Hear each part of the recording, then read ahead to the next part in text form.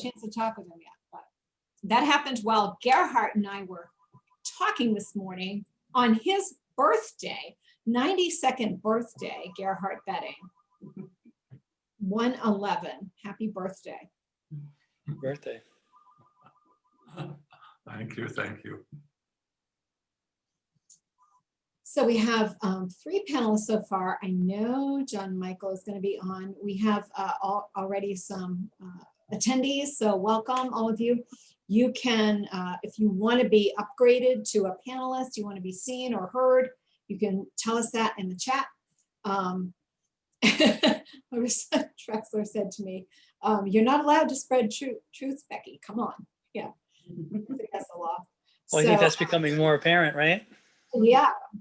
So anyway, Larissa was with us last week, and she is with Health Freedom New Hampshire, and she was a wonderful, is a wonderful resource of information. And Gerhard knows Larissa as well from way back. And so anyway, we have that going on. So yeah, if you're in and you want to be promoted, you can be seen, you can be heard, or one or the other, or you can, talk to us in the chat down at the bottom, or you can go into the Q&A. And I think we'll see that. Oh, there's the illustrious and infamous John Michael Demay, who I'm immediately promoting to co-host because he runs these things better than I do. I never got an invitation. I don't know why. So Really? yep, I'm still not there. Nothing's there. So Well, you're here.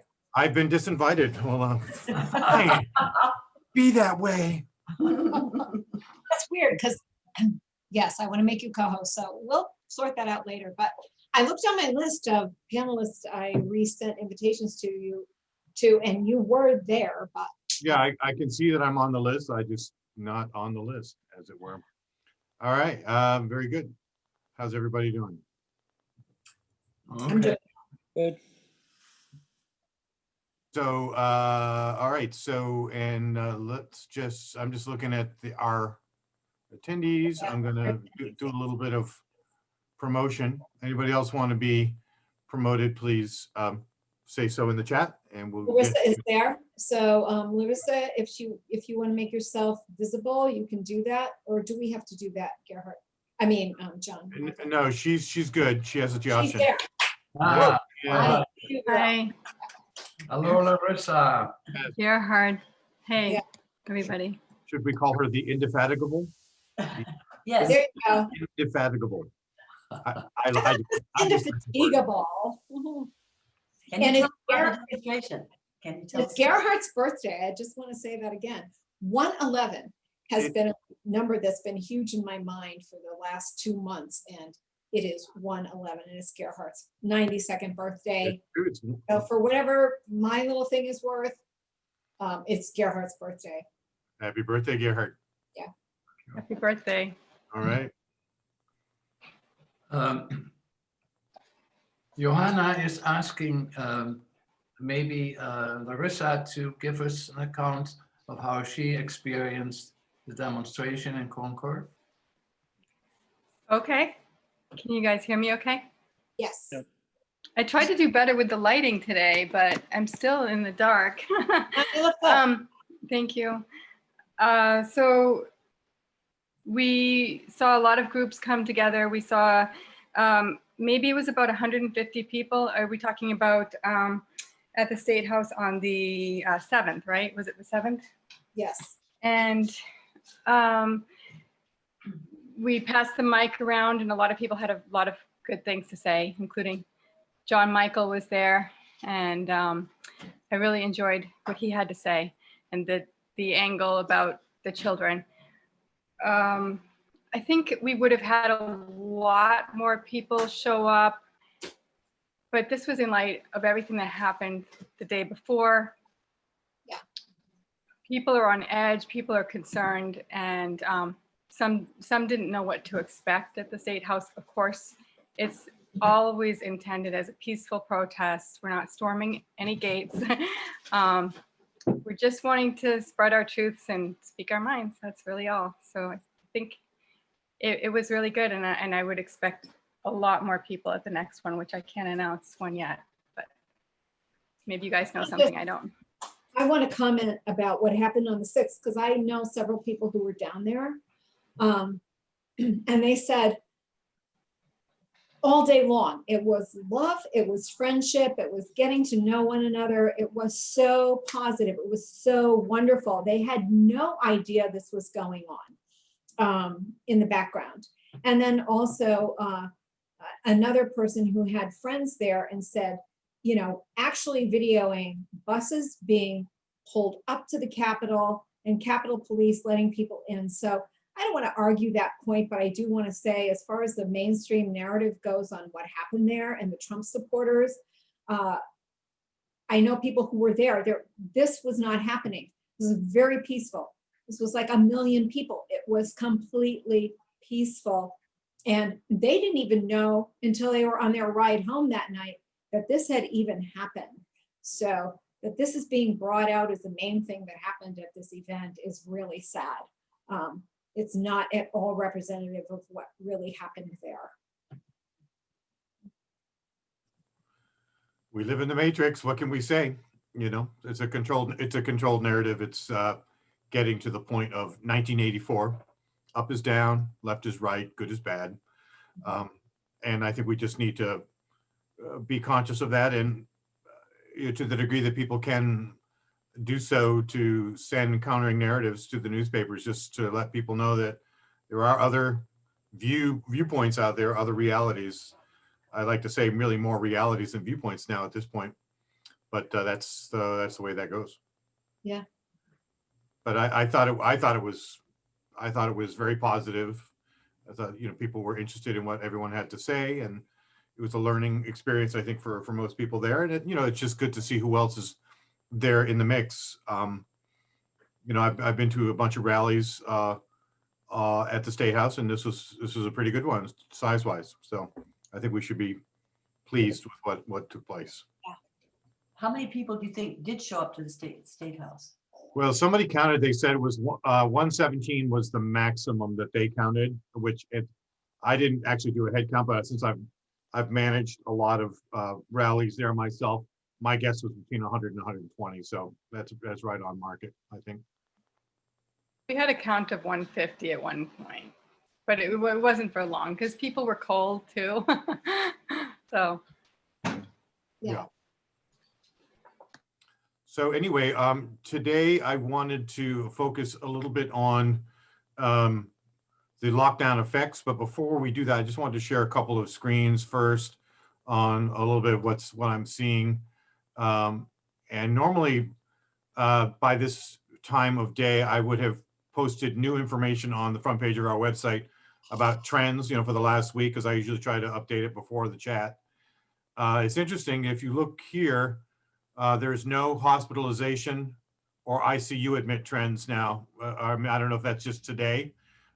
Something is missing with that information, but there's no data. And that information, you know, hadn't been greatly supportive of the hysteria as it was, because if you go back on our website a couple of weeks ago, you'll see that that those have been declining. Also, if you look under deaths today, there is nothing, no data. So I'm not sure what that is exactly going on with that bit of information, but that's kind of where that sits. Let me show you one other thing here on, let's see if I can get this up. No, that's not it.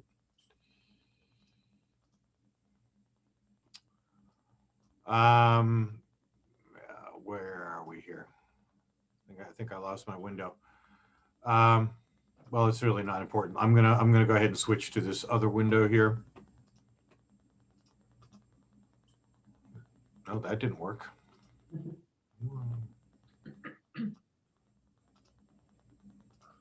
Here we go. People see the effects of the lockdown.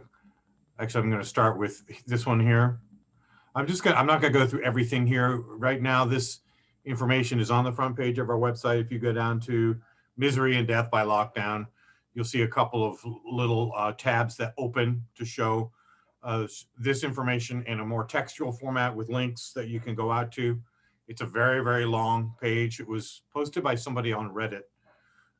So I thank the person and cross-posted it here, but you'll see information that's not really being discussed greatly. We know, for example, that there have been a decrease in heart disease related treatments, drops in heart attack patients, drops in people getting treatments for cancer and other things like that. Even the CDC admits here that at least 1/3 of excess deaths in the US in 2020 were not related to COVID, but I submit to you were related more to the lockdowns themselves, stress caused by the lockdowns. We can go into that, but there's a lot of different things that have been going on. Breast cancer screenings, colorectal screenings, all way, way down. Elective procedures, some of these are considered, a lot of these are considered electives, or certainly the timing. And then worldwide, because of the break in service provision, they were expecting an extra 500,000 HIV deaths. Tuberculosis deaths are expected to increase by 1.5 million. These are things that people are not, simply most of the people who are rah-rah about lockdowns are simply not tracking. You know, that for every, and if you look at the years saved, I sent around something a couple of weeks ago. The years saved, the years lost, I should say, to COVID versus, say, the Spanish flu. When the Spanish flu was taking down a lot of younger people, now it's like, if somebody dies at age 80, that's like a half a year saved. If you're looking at, you know, the tables of how, what the expectation is. People are dying at life expectancy. Certainly more are dying. Some of that is due to the dry tinder effect, which we've talked about previously, which has to do with people who did not die in previous years due to a lighter impact from flu, influenza, pneumonia, that sort of thing, create a greater box of dry tinder. I know that's a weird way of thinking about it, but collectively create more susceptibility, more people waiting for a opportunistic virus or some other kind of thing to happen. So that also accounts for some of that. Malaria deaths are expected to double. Again, this is because treatments, service provision is not happening. So a lot more deaths, certainly, than from COVID itself, and what are being attributed to COVID are likely to be happening because of the lockdowns themselves. And that's just something that people are not tracking very well. And I think we need to remind them of this. By the way, this particular graphic is on the website underneath the text one. If you right click on it, you can open it up into full size. Then, of course, we all know the mental health things, increase in people taking medications for anxiety and depression. 1 to 4 young adults have seriously considered suicide. That's in the US. Some of this information is for other countries, some of it's for Canada. Of course, we know the severe consequences of isolation in the elderly, mortality, worsening cognitive decline, because, you know, people with dementia and Alzheimer's need to have that regular visit from their family and oftentimes just to even get the proper amount of medication. We've heard of people dying from lack of water. I mean, seriously, it's you know, the nursing homes are really not meant to survive on just the staffing itself, just what the staff can provide. Sadly, you would think they could, but I mean, they're meant to be open doors. Suicidal ideation. I like to talk about what I call the nocebo effect, which maybe we can talk about a little bit more later, but I'm just going to go through this quickly. Nocebo being people expecting to die, expecting, you know, fear of, oh, you're going to die, actually creating the epigenetic conditions, mind-body response of actually dying, because that's what they're being told. Suicides, we know that they've spiked up to 800%. Suicide calls to hotlines, and then, you know, the information is still coming in, but suicides, I know in Texas, in the Bay Area, other places, gone up, military suicides up by 20%. I think, you know, people are not meant, you know, to obviously just be quarantined. We're social creatures, first and foremost. If you can't go to church, if you can't go and visit your social groups, can't go to the bars, whatever, it has a huge impact. And, you know, for those of us who are maybe a little more comfortable with being on our own, and I've been a monkish creature myself, you know, this is not a huge stretch, but even I'm feeling the stress from it. through other people, if not through myself and directly. Then we know that overdose deaths, drug abuse, alcohol abuse, increase in opioid deaths have definitely increased. Here's a particular data point from Georgia, 60% increase in fentanyl overdoses since the lockdowns. Domestic abuse, we've heard a lot of that. And of course, we're only hearing the worst cases because, mostly it's coming in through hospitals or social services. Male victim of domestic abuse going up. People can't get out of the house and, blow off the steam in their normal ways. It redounds to the people, they love / hate the most. People, we know how that works. And so the economy, obviously, we've seen the long, I'm sure you've seen the long car lines around the United States, miles and miles waiting to get into these food pantries. 8 million Americans pushed into poverty since the lockdowns. Those of you who have not, been receiving unemployment or because you fall through the cracks or because it ran out, and of course the checks from the government, however you might feel about that, if they are not telling you can't work, and then they take months and months and months while they're collecting their checks, that's crazy. And of course we know about the local businesses having to close, many of them. Some right here in Keene. I remember saying, "Oh, I'm going to go over to Elm City Bagels" a few months ago, and I drove over there, and they were putting stuff on trucks, and I'm like, "What happened?" Well, they closed. They couldn't keep going, and so the knock-on effect of how that's going to we haven't really seen it. The knock-on effect of how that affects families, how people being able to stay in their homes, and then of course people all those businesses not being able to pay or no longer paying local and state taxes, how that's going to affect services. That has really yet to be seen. So these data points are phenomenally depressing. But again, no one's talking about them. 52% of young people now live with their families, their parents in America. I mean, that's unbelievable, the effects there. Then of course, we started with talking about the effects on children. That was the very first thing that we started with on our website. So I'm not going to go into this, in any great depth. We know that information that came out last week, which we talked about a little bit about the finally the effect of the German study on 25,000 kids or families, and the reports by parents on the negative effects along quite a range of different factors in terms of mood, learning ability, observed eating disorders, sleeplessness, anxiety, listlessness. And that information is on our website. If you go on the front page and look under masks harm children, you'll see that study there, along with a screen cap and a link out to the study. On the left-hand side, you'll see the loss of school time and the estimate of life years lost to children because of lost schooling, mostly as a calculation of how children will, their future income potential, their earning potential will have decreased, because let's face it, they're not learning by sitting in a chair in front of a Zoom. The evidence is that's not resulting in learning for most kids. And the lower down the socioeconomic ladder you go, the worse the outcomes are. And that's, you can't keep a child who's 10 or 8 or 12 or even 15 in a chair, and for all day and expect them to be learning anything. Learning is very much a social thing. I mean, I have my own arguments about the educational system, which I'll save for some other day. But this is creating knock-on effects that will be phenomenal in the future, unless we really revision the way our society and our communities do education. Sharp rise in eating disorders, access to food, teen pregnancies up in a lot of countries. Forced marriages, I've heard, are up in a lot of countries. It's amazing. And then we talked a little bit about food insecurity, both here and around the world.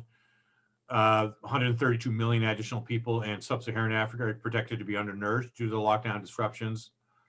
Millions are just are this predicted to die in the next coming years because of the lockdown, die from starvation. UN, this is coming from the UN, so other, international, statist organizations, UNICEF, UN are talking about this. 12,000 additional hunger deaths expected per day. So this is, phenomenal information that's not really being shared widely. And, one of the things that we're doing here in New Hampshire is trying to put a face on it. And to that end, I'll just quickly state that we're going to have a Zoom meeting with parents of children at home to talk about the effects that parents are seeing on their kids. And I'm hoping that some of the folks here on this call will step up. I haven't heard from anybody yet in terms of, I sent out an email a couple days ago.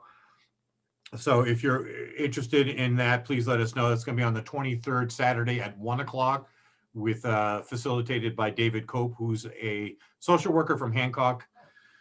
And the idea will be, it will be recorded and shared publicly. So please only participate if you're willing to have your face and likeness and at least first name shared. Now, you can leave your last name off on Zoom calls, by the way. If you click on your name, you can rename it. You can rename yourself just to your first name, or you can give yourself a completely different name if that's the case. And we'll set that up before the call gets recorded. But anyways, that'll probably last an hour and a half, depending on the number of parents. I'm saying a 15 maximum, so we can get everybody in the screen. A couple together, like Gerhard and Johanna, that would be one couple, one person. So 15 screens, I'm thinking maximum. Anyways, that is my monologue. I'm sorry it went on and on, but I just wanted to cover that and encourage people to be talking about the effects in your letters to the editor. Pull out a few choice data points, but also if you can, talk about the people that as well at the same time, people that are being harmed. And now I'd like to just open it up to anybody who would like to talk about maybe a little bit more of the effects that they're seeing closer to home, whether it's in your community, in your family, or things that you've been hearing from extended family elsewhere. Don't forget to unmute yourself.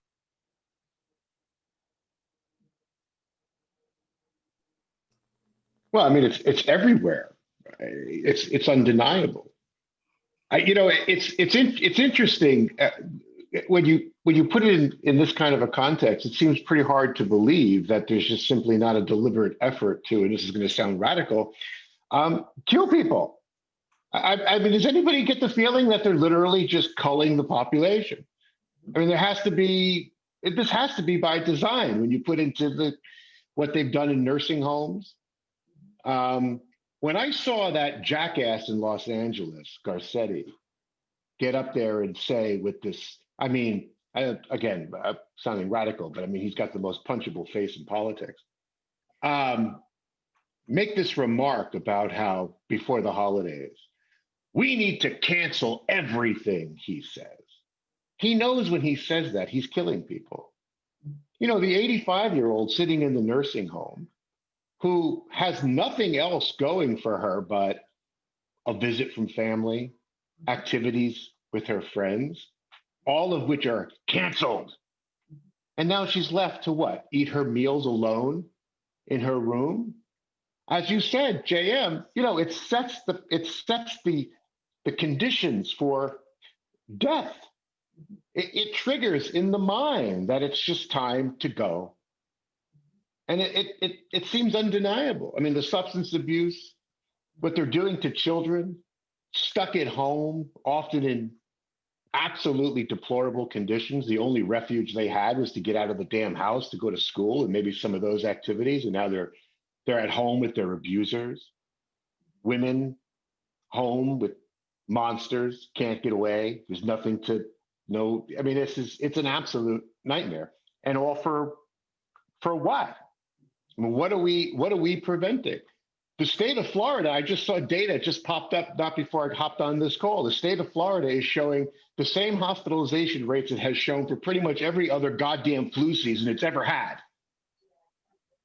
They haven't done any of that, you know, and they're not, it's absolute madness. I mean, it's got to stop, but there doesn't seem to be any mobilized effort to do that. Everybody seems to have taken the damn bribe. It's for your safety. It's for your Yes, safety. It's for your safety.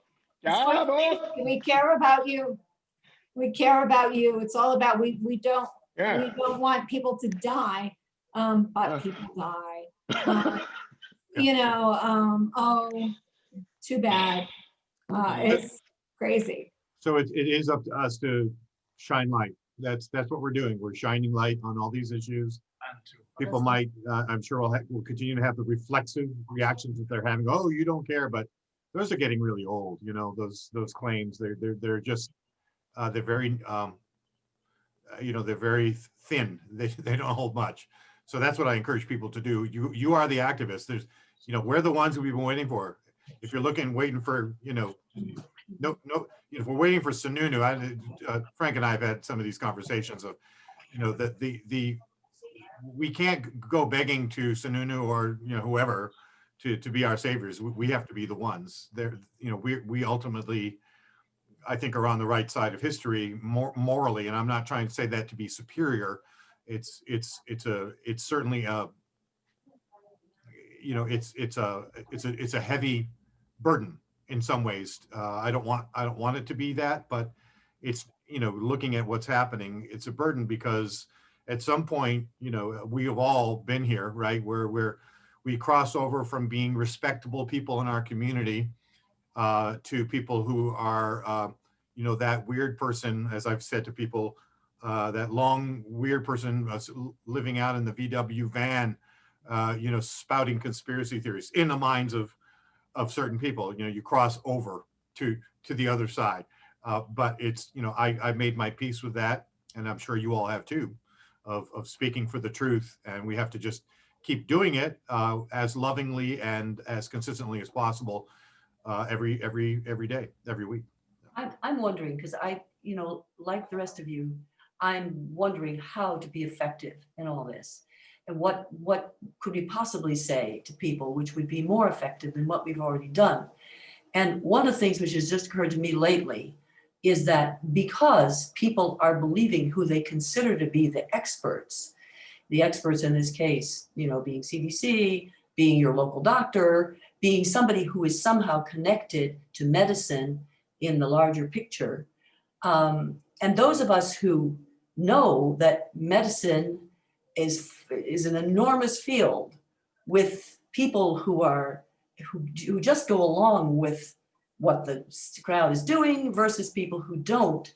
I think it might be, but I haven't had time to formulate exactly how I would say this yet. But I think, you know, people know that the corporations, big and as they are, have made all kinds of mistakes that we wouldn't ask Boeing when they're making airplanes to bomb the world.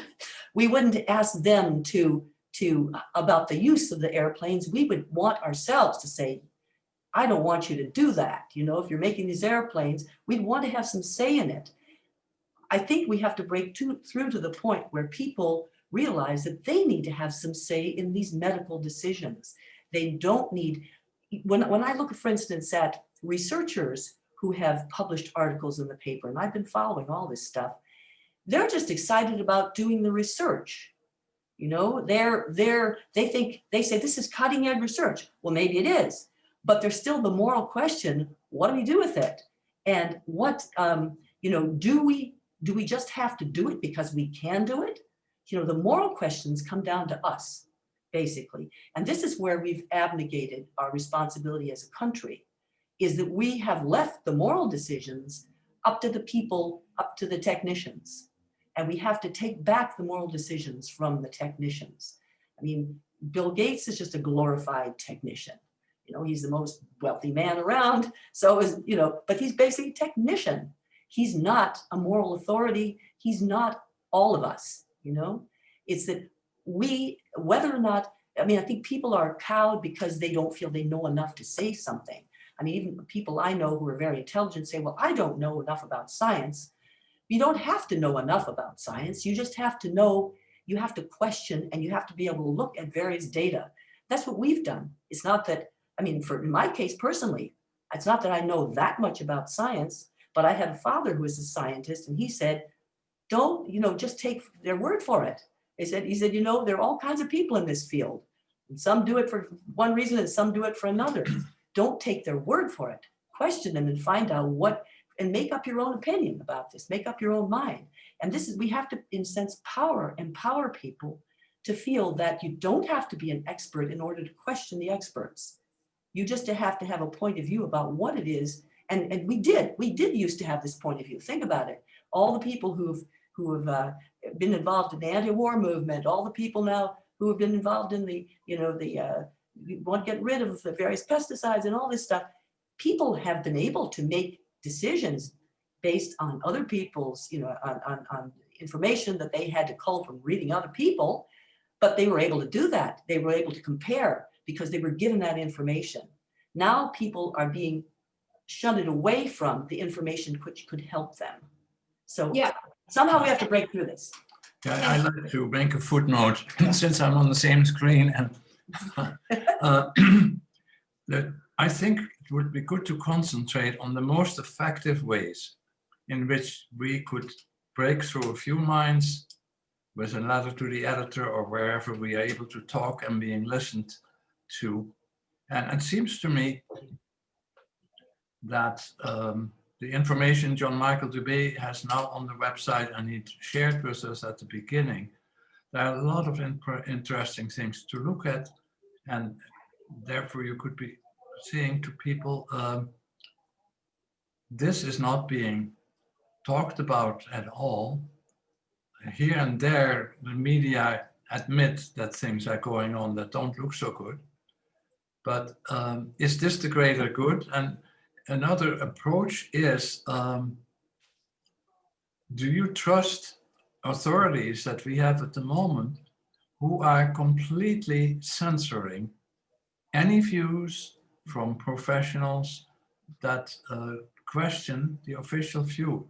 That comes very close to what, say, leadership in China feels right for its population. It should not just hear everything, so they need to censor.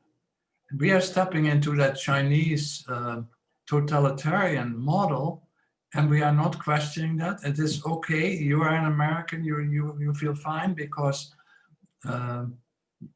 getting the vaccine out to absolutely everything is at the moment, as we see in the Sentinel last Friday, the thing to do, people, so that we're not held back by these anti-vaccine dangerous people who think they know something and are confusing us.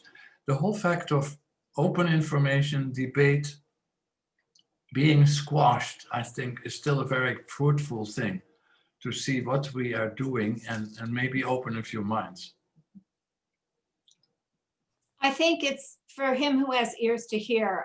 Somebody was saying, I think it was Thomas McLeod, perhaps, but I found that whatever I present doesn't matter. They have their minds made up. And I think I've always kind of looked at it that way myself when it comes to my views on health and things. I don't, if you want your vaccination, have it. If you want this, do it. You want your antibiotics, I'm not out there trying to convince you of anything. You have the freedom to do that. But right now, people have totally lost their freedom. We are being corralled into a one size fits all. I posted on my Facebook page this morning, my personal page, I was just like, please do not roll up your sleeve. You're being part of a grand experiment and there's no taking it back. Please stop. I have nothing to gain. I don't make any money by advocating against a vaccination. The only profit is my conscience, which is huge. Just please, we've got a knee-jerk reaction going on here in this world and in our country against, again, nobody can refute a virus, a contagion that is over 99% recoverable. What are we doing? And this is a shame. I have a call back. I was contacted by somebody at the New Hampshire Attorney General's office this morning, Frank Natoli, for related to one of the ads in the Monadnock Shopper, which I'm sure is Rise Up New Hampshire. I'm sure I can't really get in trouble with the New Hampshire Attorney General's office, but this is the kind of thing that's happening. We're being scrutinized. We're small people. We're just making a statement and we're getting phone calls. What was the phone call? What was the essence of the phone call? I called him back, but I got his machine and I haven't actually personally talked with him. But it is a call from the New Hampshire Attorney General's office related to one of the ads placed in the Monadnock Shopper. So I'm sure that's all about, is this, how is this? How does this come up? Is this in, simpatico with business in New Hampshire? Which I don't know. It could have just been somebody, like one of the people who didn't like the ad initially, calling the state and saying, you got to do something about these people. I mean, this is where we've seen this, person focused against person, which is not terribly useful. I did want to say one other thing, a couple of other things in response to what Johanna was saying. But before that, I want to read what Jen had wrote here in chat, just because it's relevant to your question, Johanna, about what do we say, what more do we say? And she says some people respond to and think about the welfare of humanity is always the alibi of tyrants. That's a quote that from Albert Camus. And then people also respond to the idea of follow the money as a way of I think a traditional, fairly common way of recognizing that if we look at that, we may come up with some connections that are easy to understand. Certainly, if you look at the CDC and the fact that the scientists there, the people there get kickbacks on every or on most of the vaccinations, that's a big thing. And of course, the vaccine companies largely and the Gates Foundation largely funding the WHO, and the fact that these people, whether it's Fauci, whether it's Gates, whether it's the WHO, we didn't vote for those. And I think there's another way of putting a wedge in there or getting people to stop and think is these are unelected people. I mean, if we live in a democracy, shouldn't we have a democratic conversation? And of course, the other side of the other side of that equation is that the medical establishment is a military an arm of the military. It's a surgeon general. It's people, in other words, it's people who don't line up, they get fired.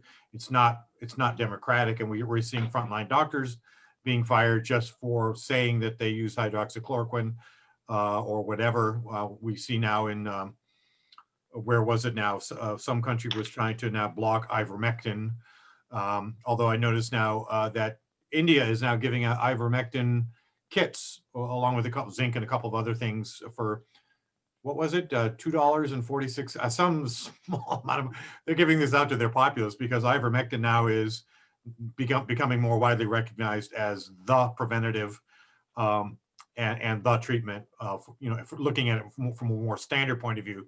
We've talked about, of course, standard nutrients like vitamin D, glutathione, vitamin C, zinc, selenium, and others. We have a whole section of our website now devoted to that. And there are other C19 protocols, which are also on that page, by the way, that have been published. But I think we can continue to point to, and I agree with you wholeheartedly, Johanna. We need to sort of rekindle the appreciation that the common citizen, and that's all that we are. That's all that I am. Well, okay, you guys maybe aren't common, but I'm common. I'm more common than you are. No, I'm only kidding. The common citizen is enough. We are enough as we can look. We have the ability to listen and look. Yes, I don't have a science degree, but I listen to epidemiologists, immunologists, virologists, vaccine specialists, Dr. Lyons, Wallace, Sukaret Bhakti, Dr. Wakefield, others who do know what they're talking about, Dolores Cahill, so many others, and they have something that they need to share, and And I'm happy to be the voice to share their concerns and point out what they're seeing. It's not the end of the conversation. I think we can tell people it's the beginning of the conversation. This is an opening to a larger conversation, and it's one that's also not just about medicine, not just about a virus, but it's a systemic conversation that has to do with public health and viruses and bodies and economics and psychology and the planet, the soils, the food systems, the medical systems, all of these. I've told people this is not a viral pandemic. This is a system shock showing us how much we have poisoned our food, our water, our land, our air, and of course, the electromagnetic spectrum itself is another thing that doesn't get discussed at all. And what we are seeing is likely the downstream effects of that poisoning. And if I remind people that Dr. Zach Bush, triple board certified, predicted that there would be a viral outbreak in the same province that Wuhan is in Hubei. Why did he say that? I'll remind people who you all probably know, but for people coming in later and listening, he said that there would likely be the next outbreak there. He said this in 2019 because of the highest levels of glyphosate spraying on the planet, because of the highest levels of PM 2.5 particulate air pollution on the planet, and because of the largest pig feces ponds on the planet, which of themselves are massive, viral factories. And even if we can say that there's a likelihood that the virus was bioengineered, which I think is a great likelihood because they've been doing gain of function research on coronaviruses for years. And Dr. David Martin has talked about how the CDC owns the patent for the SARS, as well as the SARS test kit, illegally, by the way. It's illegal to do that. And I would recommend listening to Plandemic 2 Indoctrination if you haven't seen that. Given this, this prediction on the part of Zach Bush, it's clear to me that what we're seeing is poisoning. We're seeing that likely that viruses that we see are trying to actually help us accommodate, but like the canaries in the mine, the canaries die to get the attention of the other workers in the mine. And so the people who are dying now have 2, 3, 4, 5 comorbidities, average age 78 to 80. They're the canaries in the mine. They already are susceptible, like the canary is more susceptible in the mine to lesser amounts of oxygen. And so if we are to do them honor, the honor that they are giving us in recognizing the suffering of them and their families, we would do well to recognize what's really going on underneath and start talking about the mass poisoning of our planet, which I believe is at the bottom of what's really going on. Now I'll step off my soapbox and let somebody else take the lead. I would like to just say, yeah, we tried to start talking about that several months ago. Wow, where is this coming from? Oh, goodness, Dr. Jean Clerkin and I were doing like things together and conversations, talking about this. We've been talking about this ad nauseum. Right now, the vaccine, people right now, all over this country and in the world are rolling up their sleeves and they have no idea how they have made themselves sheep to the slaughter. This is not a vaccine. It is diabolical. You can make your little decision to get this vaccine in a second, and you can never take it back. I think right now the critical thing is whether you can convince people that this was planned, that the fact that there's all this stuff that we are promoting, and John Michael, again, I mean, this website, because of you, is such a cutting edge tool. I don't know anything else like it out there. Just for a place people can go, find the latest things, whatever.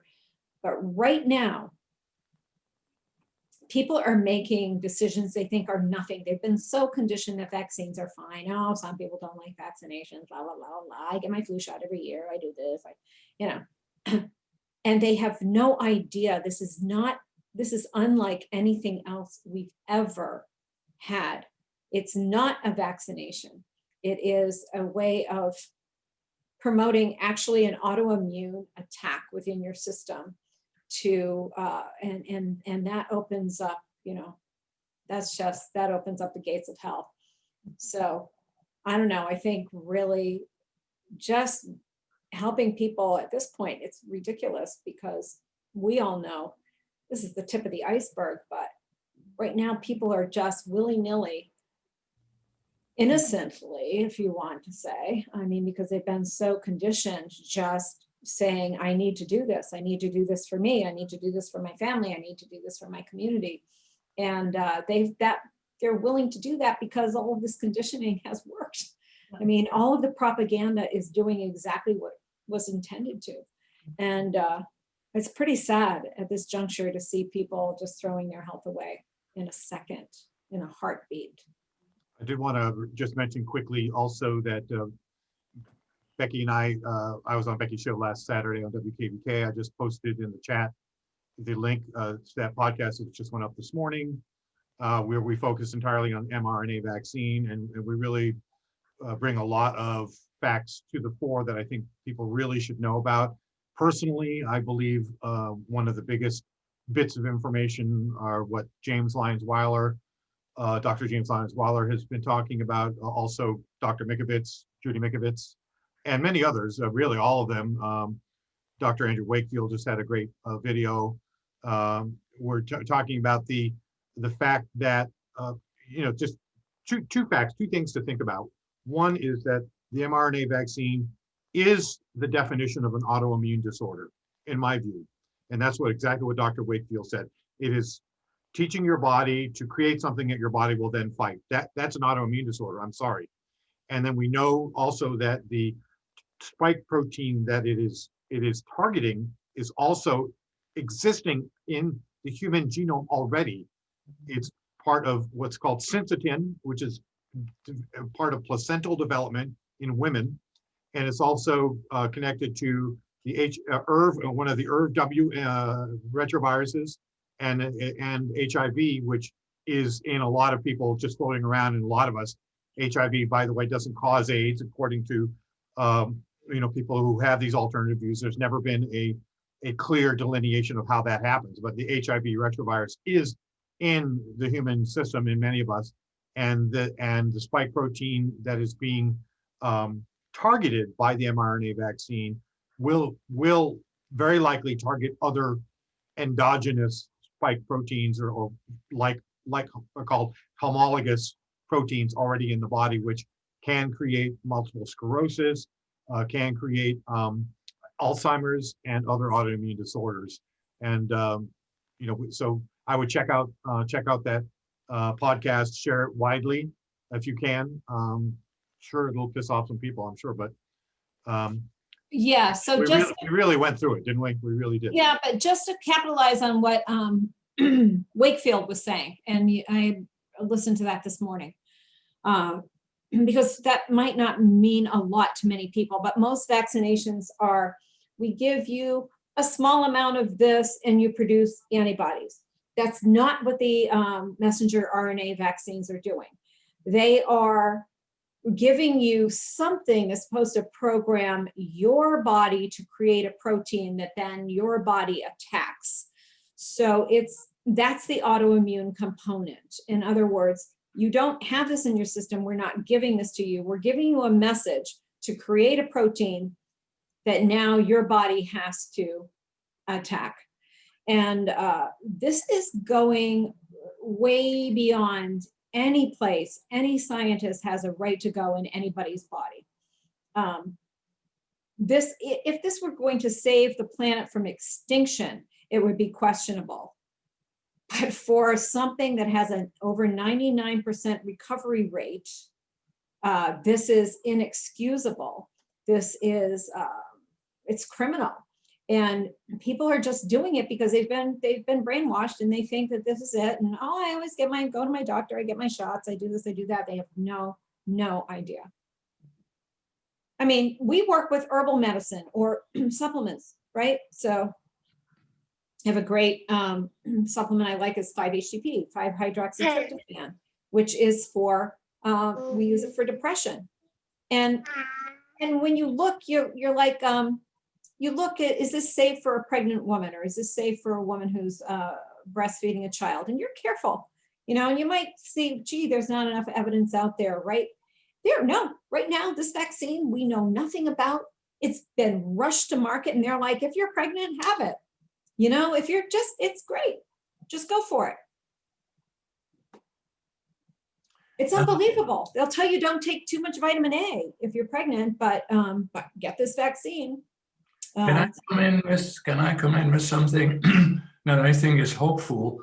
The thing that we have not talked about is the reports that from many, many institutions and all over the United States, the number of healthcare workers, first responders that are saying they will not take the vaccine, including, I remember the statement from a medical doctor who was saying this is an experimental thing, and I'm not ready to take that. There is a considerable amount of resistance to taking it that we should also point at and should be hopeful about, because those people know they are being attacked like you and we are being attacked by saying that, and yet they're saying we're not ready to take this, and thank you very much. So there is some hope there. Except that these people are being targeted by the mainstream. The mainstream knows they don't want to take it. We've had articles about this in the Sentinel, and they say our job now is to convince these people. And we have our think tanks working around the clock to come up with arguments that will convince these people. So I think the thing which is happening right now that people just really don't give any thought to at all is the poisoning of the minds. We talk about poisoning of the planet, but people's minds are being poisoned now by the very companies that have poisoned us in other ways. And we figured it out. We had the time, we had the energy to figure out when companies did this to us in the past. But now, because this has all happened so quickly, and because it affects us in our health, and we get so worried about what it is going to happen to us, people have shunted aside their critical thinking, and they're just going with whatever seems to be the most comforting. And these people manage to have a comforting kind of message, They're saying, don't worry, we'll take care of you. Just come in, we'll give you the jab, and you're going to be fine.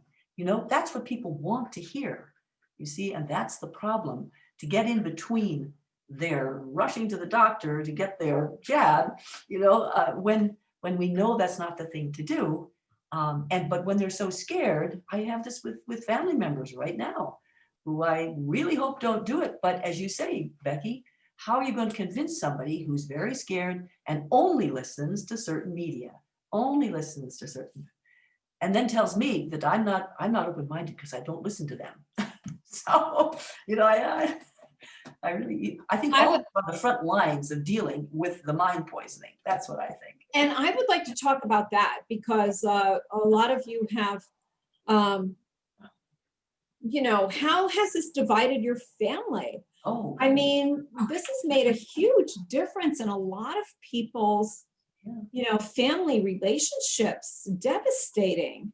So I don't know if anybody wants to talk up about that. Any personal, we're a very small family, and so I don't have much to report on that end, but. No, I'd just like to say that I think one of the key issues here, beyond COVID and vaccines and stuff, is, the underlying current of that we are now in a very dangerous place of not being able to have an open dialogue. And I think without that, nothing else matters. Mm-hmm. And I think we really need to push for, it's like you can only talk to ears that would hear, but I think we need a way to have like a public forum, like literally invite Cheshire Medical Center to say, good, let's talk about this. Tell us why we're wrong publicly. Let's have a conversation about this while we still can, because it seems to me the way things are going, that's not going to be an option pretty soon. So I don't know how we can make that happen, but without the ability to do that, everything else just goes away. I honestly don't think that's a viable scenario right now, because all of those institutions have already had their hands tied. They've already been gagged by the hierarchies. The medical industry is a for-profit industry. I mean, anybody who is willing to speak out will be just destroyed. It's really unfortunate, you know. Well, no, I mean, I know all about them. They wouldn't be speaking out against the medical industry. They could speak out for the medical industry. You know what I'm saying? We're just asking for, I'm just saying, we just need to have a debate. We need to have the public at large, you know, say, well, that might be interesting. Let's hear how these crazy anti-vax, anti-COVID people are. And, you know, of course, they, you know, whatever, I don't know what the guy's name was that came from Cheshire Medical Center. Of course, he's going to be pro all this masking and all this stuff that they're doing. But we need to call them out publicly on it and say, okay, let's have a conversation here. And then Yeah. say, well, you know, so-and-so refuses to have a conversation. What does that mean? I agree with that, but I think it's already been established pretty clearly that there's a general shut up and comply and put your mask on, and I don't think people are willing to have a just a general dialogue about anything any longer. You know, everything's been so narrowed, and you know, I see it in my industry. Everybody is complying and afraid. I'm speaking to people who are saying, you know, this is my first job back. I've been too afraid to work or anything like that. Everybody lines up. Everybody is just doing everything that they're told. And a lot of people don't want to question it because they just want to be able to get back to work and get back to their lives. So it's this just whipping everybody into line. It's really, really hard. And I get it, but you know, like when I'm, you know, as a practitioner, I'm always looking to root cause, and what you're speaking about is an effect. It's not a cause. That's an effect, and the cause is that there is a dampening down of information. And you know, I guess what I'm saying is, you know, be effective as practitioners, right? That's what we're trying to be here in this realm. What we need to do is go to the root cause, and the root cause is the inability to move information. And I think that's where our focus needs to be, because otherwise we're just treating effects and we'll never get anywhere. I'm watching Joe Biden get his second dose right now of the COVID vaccine. Second dose of saline. Right. Well, I don't know, you know, how to make that happen, but I think I would think that that's the conversation or the direction we should be going, is like, how do we, you know, and you know, John Michael has done a ton with, you know, making this information available on the website. Like, I think we need to call out our public officials and say, you know, you need to be willing to hear the people and for us to have a debate on this. I mean, all the things that are happening, they're shutting down businesses, people are losing, all the effects that are happening. We should be demanding a public forum to have a debate and calling out anybody who's not willing to have it. I don't know how to. Well, they'll give it to I don't know you. exactly how to do that, but I know that we need to do something, because there's not going to be room for debate much longer. They'll give it to you. They'll say, we need healing. We need to have a town hall. And then they'll get a whole bunch of get panels together, and they'll say, so tell me how the COVID deniers hurt you. You know, or how the white supremacists are ruining your lives. You know, they allow the debate within certain narrow perimeters. They don't ever allow the debate to go beyond those perimeters. So you're never going to get a really kind of transparent dialogue. It's the same thing with, you know, they use the term climate denier. If you use evidence to show, well, you know, maybe global warming in terms of the CO2 perspective isn't the menacing problem, you know, they'll label you as a nut job and a denier, even though there's abundant evidence in favor of that position. They don't want to debate. On the vaccine issue, I just want to make this one point because I think it's very germane. And you just brought up Joe Biden. I don't know if he's getting a vaccine or not. I mean, Dr. Jean just said, you know, saline, right? Who even knows if they're plunging anything into his body? there's a lot of these things coming up. I saw an article just, I think it was yesterday or the day before, about a doctor who passed away in light of taking the vaccine. We don't know for sure if the vaccine killed him. This article that I read was a very mainstream article. And reading the article, it goes on to say, of course, that it's not conclusive that it was the vaccine that did this to him. We don't know for sure, right? The timing is there and all of that. It begs the question, why would a mainstream circulation do that? Why would they want to put that information out? They want the controversy. They want us to be fighting about this issue. It's not so straightforward. They want you to see when the health minister of Spain gets his shot and the woman clearly doesn't plunge the syringe. Clearly, she didn't get an injection. Well, that's conspicuous. Why do they show us this? Why do they want people to fight about this issue? To me, just on the real macro, I mean, this is a state in total collapse. We are literally falling apart. I mean, what you saw in the Capitol, all of these things, the way that they're labeling this, all they can think to do at this stage, in my opinion, is to create as much controversy and as much hate between, they're taking the ants, they're putting them in the jar, and they're shaking it really hard so that those ants kill each other in there, as I think as quickly as fast as they can. And it's all crisis actors and agent provocateurs until it's not. Until people actually do start doing the things that they're being accused of now on the news. How long will that be? And I think the vaccine narrative is part of that. They want this agitation amongst the populace, and reasonable people. And I'm not saying I know all the answers. Don't get me wrong, but reasonable people need to be asking why. You know, even this Capitol incident. Why do we have videos of police letting them in and then other videos of them resisting them? Why? It doesn't make sense. Something's not right. We're living a huge lie. And if we don't start asking what's going on, my concern is we're going to wake up and we're going to be left really on our own. I agree. Yeah, regarding what you were saying earlier, Gene, I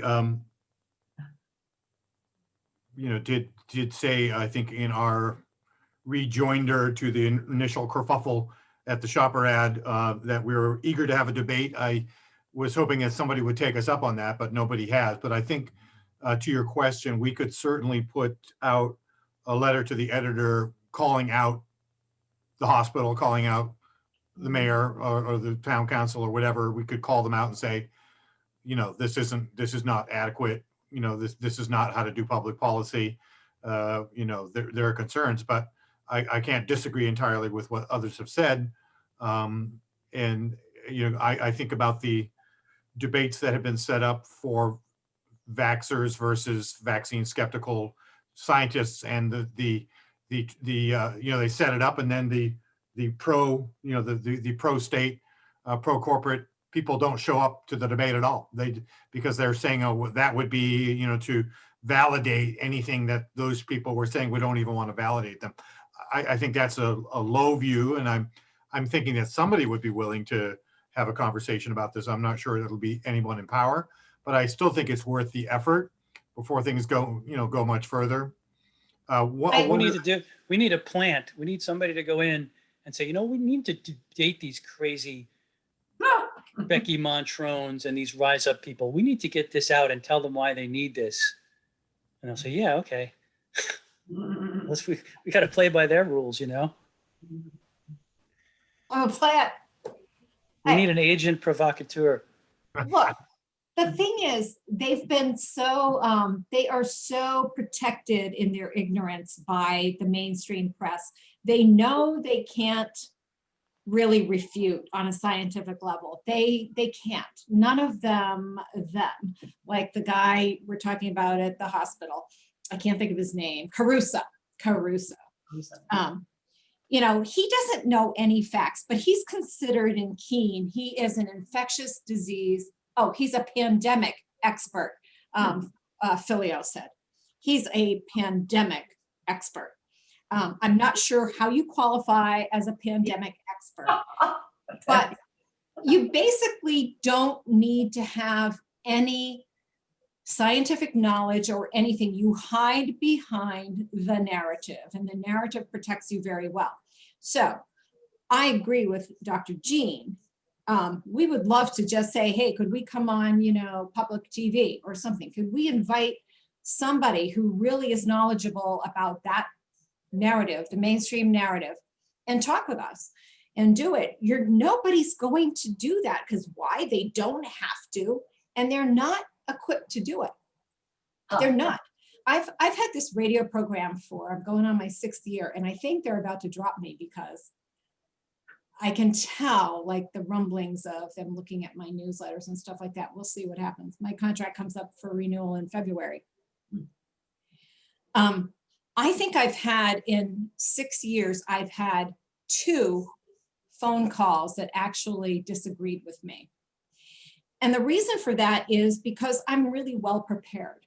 So I know my subject. So somebody might have a legitimate disagreement about what I'm saying, but they better know their stuff before they talk to me. And so they don't.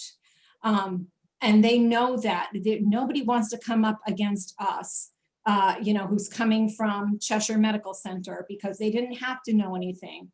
They just became experts. They're infectious disease experts, they're pandemic experts, and they're labeled experts. And we just got to listen to the experts, and they don't have to defend themselves. They don't have to say why they are, how many pandemics they've been through. Maybe we just open up a public debate and say, here's when it's going to be.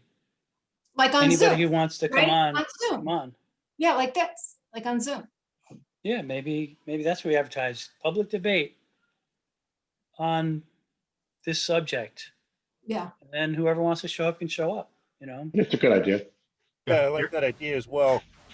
Yeah, Gerhard, we had that discussion earlier about somebody I can't remember his name off the top of my head, that would maybe facilitate that, who doesn't maybe have skin in the game. It's hard to imagine somebody not, but do you want to chat with him, or does anybody have any other idea of how best to, it needs a facilitator who is, not biased one way or the other. It's maybe difficult to find that person, but No. Anyway, I got to run, but Yeah, same thank you here. all for hearing me. thank you, Gene. Let's carry on your idea. Thank you for bringing Yes. that. We Yeah, need very important point. and we need to connect it with the Sentinel editorial of last Friday, which was an assault on the integrity of our whole group, and in labeling us, like basically stupid children, naughty children who don't do their homework and they don't know what they're talking about. Oh my goodness, I didn't see that. Maybe that was a good. You should, I'm working on an answer to it, and I'll probably have a draft for it in your mailbox today. Good. Also, somebody mentioned here before we leave, David mentioned that the Sentinel is going to have a Q&A session on Facebook Friday at 1:30. I'm still looking for the link, but I can send it around when I find it to the actual Facebook event. Dave, if you're still there listening, if you sent me a link, but I don't see any Facebook connection there. Anyway, but yeah, if people can look at that, I'll send it around if I find it. It'd be good to have people to weigh in on that. And What is it, John Michael? it's a Facebook. He said it's a Q&A on Friday at 1:30 Sentinel on Q&A session. He said it's probably try to convince people to take the vaccine now, which means it may not be clear what it's exactly about. But that's all he wrote. So I'm looking for that, but I have yet to find a specific link to a Facebook event. Yeah, so when you But get if anybody that, finds send it, it out. please send it to me, and we'll Yeah. definitely include that with what we're doing. I did want to say one other thing that we also talked about last Saturday on Becky's radio show, and that is might be useful to mention that 40 to 50% of healthcare workers are saying no thanks to the jab. And, you know, it's like we, you know, Gerhard or me, or, you know, even Dr. Jean, you know, can say, hey, it's not a good idea, but you know, it's really something to point to if, you know, 50% of healthcare workers are saying, you know, we don't really think so. I mean, it's an interesting data point. Maybe they know something. Maybe Remarkable. they know something that the average person doesn't know, and it's their job to know something. I think in the case of long-term care facility workers in Ohio, that number is up to 60%.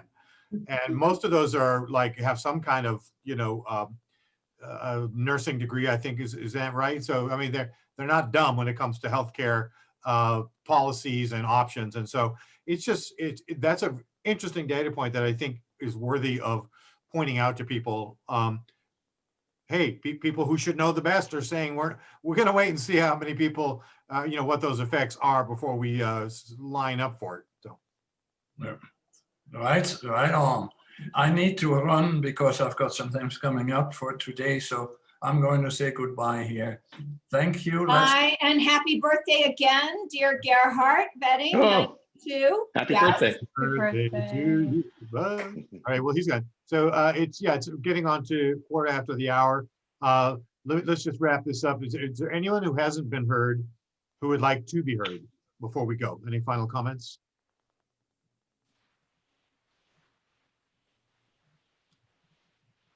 I take that as a no. And so just thank you so much for your joining us here today. Please, you know, when you write your letters to the editor, please include a link to riseupnewhampshire.org. I'll just say this last thing as I was thinking about how I was going to respond to the last couple of people who, you know, were trying to diss me on my letters to the editor. I'm not sure I'm going to respond directly any further. I might just point them to the website and say, hey, you know, if you're interested, there's information there for you. And I think I will come back to some of these core issues that were raised earlier. I think it's Johanna or somebody, you know, about how we're treating each other. Are we open to really having conversations at a community level? Are we open to the concerns of our fellow citizens? Because as soon as we think we know what's good for everybody else, democracy has then just died. It's just died. We've killed it. We can argue that perhaps we haven't actually been living in a democracy thus far. And certainly a republic is not actually a democracy. It's a representative thing, but it's built on the idea of one person, one vote, and everybody gets to have their say. But there's also a revival of natural law and this notion of bodily sovereignty, which maybe isn't well understood, or it's well understood to people like us. I mean, it's like breathing to people like us, but maybe other people need to be introduced to some of these notions, to be reminded of the Nuremberg principles, for example, that you know, we as a world all signed on to those principles, which basically says you don't get to experiment on me without my consent. And what about the notion of first do no harm? So I think there are ways that we can start chipping away, but I agree it would be very good, helpful to have a community debate / conversation on this. And I told Becky before, I'm like, I'm just itching, you know, to have this, because man, we will come out on top in terms of at least getting people to hear some alternative viewpoints from people who should know. All these doctors and immunologists, they have something to say. We need to share that information. So thank you for letting me pontificate a little bit more today than I usually do. And with that having been said, any final comments? I'd like to just make one quick comment. What you said about democracy and what I was mentioning earlier with Dr. Jean is that, and having these dialogues, I don't disagree that we would be right and come out on top. But I don't know that there's a huge audience that's willing to participate in that. And just what I'm seeing in my day-to-day encounters at work, I mean, the assimilation is already there. I can't impress upon you how well they've orchestrated this. I tested this morning. We line up. We're 6 feet apart. I got my little cleared for work bracelet. They assign us numbers, not names. And everyone has temperature check. There's all these different provisions you have to go through. And then you get an email or a text that says you can proceed to work today. And then from there on out, they have people enforcing distancing, all these things. I was in Boston the other day for testing, and it's like New York. the city is empty. It's a ghost town. There are literally office buildings that are not just vacant, but they're dark, entire floors. I mean, it's staggering the impact that's out there. And I see it day to day. And no one out of the hundreds of people lined up for my production today, no one says anything, and you cannot object. I mean, it's been established. I know we're over. I don't want to carry on and bore you all to death, but I just want to point out what is occurring in general society and how difficult it would be to implement that conversation, which I too would love to have. Well, what about that's really- what about driving around with a bullhorn on top of the car and just, driving through town? I don't know. I'm thinking of like unusual ways, because we have to go beyond the usual, don't we, at this point? Yeah, but your perspective, Frank, is really important because I don't see that. I live in my own little bubble here. I own my own business. I don't answer to any kind of an organization, a board that licenses me. I think a lot of us do. We're insulated, and that's why it was so important for me to illustrate this. And I'm in Boston, I'm in New York City, I'm in everywhere in between, and it's just a very common sort of. I mean, the way people react to you if you don't have a mask in those areas, forget it. I mean, New Hampshire is like paradise compared to those other states. Yeah, and it's still not that great. I mean, my big thing was this new guy on the block on my floor here who is a psychotherapist and is terrified that I'm not wearing a mask. But that's my first kind of like real thing. You see this every day. You can't go to work without seeing this, and it's just the new norm. It is. I hate that phrase, but it's the new normal. But it was also very well executed, and people just fell into step with it so easily. And whenever I go to work, I told my wife, I refer to it as behind enemy lines, because I am so in the minority of mentality and the psychology, the general mindset. Everybody is afraid. Everybody believes Fauci is God. Wear a mask and don't do anything extracurricular. God forbid, go out to a restaurant or a gym. Yeah. But it's not evidence that everybody believes that. I mean, there's a distinction between what people comply with and what they actually believe. It's not the same thing. No, if you go, for example, if in my neighborhood, there's a lumber barn and there's a market basket. If you go to Market Basket, you'll notice that probably 95% of people will be wearing a mask. If you go to Lumber Barn, you'll notice that probably 95% of people will not be. It's the same neighborhood. The same people shop at both. The expectation at the Market Basket is wear a mask. The expectation at the Lumber Barn is I don't need to wear a mask, and I don't. Some people will. I mean, since the governor came out with his mandate, more people do. But again, that's not surprising. So the fact that people comply with these edicts doesn't suggest anything. I mean, Frank, you're complying with them too. Well, right? I don't have a to get it done. But, right. Well, that's what I mean. They don't either. They don't either. I'm basing these observations not on just physical appearance firsthand. This is all based on dialogues, conversations, what I'm hearing out of people. And the only opinions expressed are those that are part of the narrative. I never hear anyone speak the contrary. And it's either A, they're afraid to, and they just shut up like I do, or they're just, the majority of the conversations are all in the general mainstream, and it's a constant validation of people backing one another up on all of this. And it's I don't have that experience. I mean, I appreciate the perspective that you're offering. I mean, I know that exists clearly, but I too have these conversations with everybody, whether it's the clerk at the grocery store or the waitress or whoever, the guy that comes to deliver my wood pellets, and we have a conversation about, oh, how is it to have to wear a mask everywhere? And almost everybody I speak to all seem to recognize that this has really a lot more to do with something else than it does a virus. Not that they can all put their finger on it, but they, I think they kind of recognize that there's something going on, and it's not just about protecting their health. Absolutely, and it's refreshing to hear that that is a lot of people feel that way. But just my travels into these other states, and these are conversations I'm not having. It's things that I'm overhearing. I don't engage. I don't speak to anybody. I don't have to. I keep a low profile. I'm just going by what's being said around me. So, I'm sure it's somewhere in the middle of what we're saying, but it's concerning. Yeah.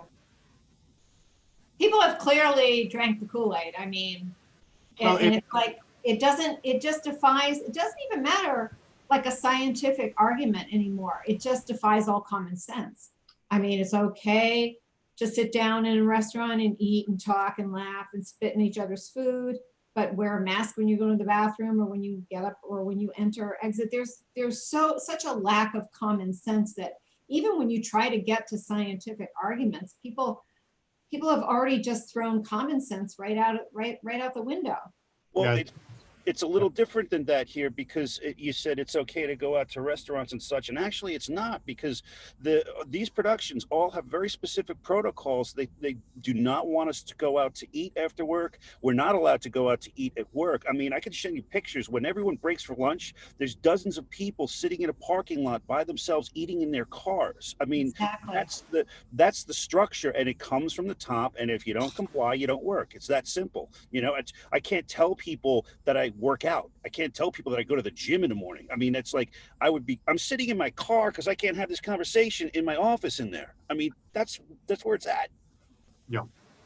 Well, somebody had just mentioned here, it's good if you can ask people rather than, I'm not saying you, but us in general, like, does anyone else feel that maybe there's something to be concerned about, or everyone, do you notice that 50% of the healthcare workers aren't really lining up for the jab? I think maybe putting it forth as questions might elicit something. And to that end, I did want to mention that we'll be putting in an order for some business cards, which basically just say questioning COVID on one side and have several of our URLs on the other side for New Hampshire groups, just to hand out that there's no other message on the card except for, that we can learn new facts, basic and perspective. So kind of a very low barrier to entry, if you will. But if people are interested, I think we should still push them to that information, and let them know that other people are doing things about this. We can only do what we can do, but each of us is a resonator for the worldview that we see happening. We are each expressing what we believe in our hearts to be the best. And so I think if we can go out in public with that in mind, realizing that some people have been so brainwashed to not be able to see it, but there are, I think, still a great number that are not liking being controlled. I think it's a human nature to not like being told what to do. I just think that's human nature. So let's just keep doing what we do. I know you're all doing a lot already, but we have to just keep at it. Just redouble our efforts. And again, for people listening as well later on, please write letters to the editor. Go on our website if you want to get connected to some facts that you want to heighten. I think the vaccine is now the thing to listen to and pay attention to and to talk about. But lockdown effects, like we talked about earlier, effect of masks on children, mouth bacteria and illnesses that are starting to be observed in the mouth. All these things we need to talk about, and people need to hear them. If we don't say them, who's going to? Rise up, New Hampshire. All right. Anybody else finally? Thank you so much for being here. Really appreciate Hi, it. everybody. Have a Yep. great day. Yes.